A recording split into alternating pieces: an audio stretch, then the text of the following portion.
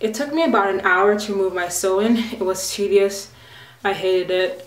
I didn't like it. I actually hacked off most of my extensions last Sunday because I wanted to put a wig on. More on that later as to why I wear wigs.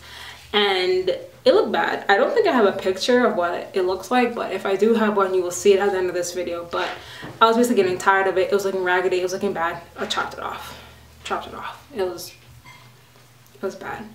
So that was basically how I got started, and that kind of forced me into making sure that I was going to take out this sew-in, and I did that today.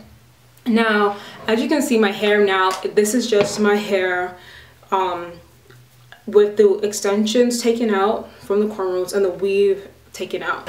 So I haven't washed my hair and done nothing to my hair. All I did was, after I took out each section, just twisted it up. And I'm gonna rock my lovely satin bonnet to bed, and probably for majority of the days leading up to Saturday or Sunday or Friday when I decide to actually go in on my winter regimen. What I intend on doing this winter for my hair is just seeing where it currently is after I wash it, but I am gonna do a deep condition. I'm not sure which one I'm gonna do, but I'll either do the deep condition that I did prior to getting my sew-in installed, or I'll get my regular egg and mayonnaise deep condition going. I'm not sure which one yet, but I will definitely do that. I'll definitely do a deep condition, and I'll definitely also do an oil treatment. Also check I will also check my ends to see whether I need to trim them or not. I really don't think I need to. The last time I trimmed my ends, I think, was in August, so I think I'll trim them again before the frosting season, as my sister calls it. So thanks once again for watching this video. I hope I gave you some insight on how to take care and to prepare for a weave-in or sew-in if you're going to intend on doing that as a protective style for the winter. Now let's move on to why I chose to wear a wig one time during this whole experience. So I chose to wear a wig mainly because, well, I had hacked off my weave and I did a terrible, horrible job at it. But wigs aren't inherently bad. And that's one thing I really want to stress to people. Weaves aren't bad. Wigs aren't bad. It's only bad when you overdo it. It's only bad when you don't take care of your hair underneath it. For example, I do consider weaves and wigs to be a protective style if you're taking care of the hair underneath it.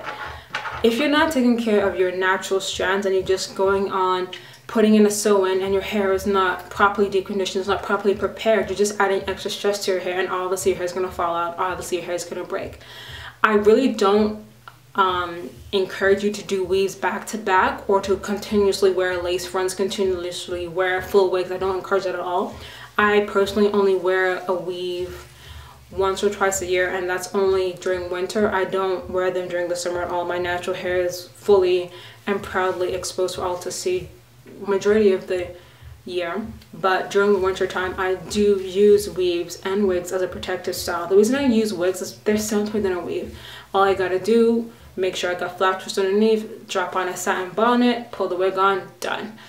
Do I use this as my go-to everyday style? No, I will never do that.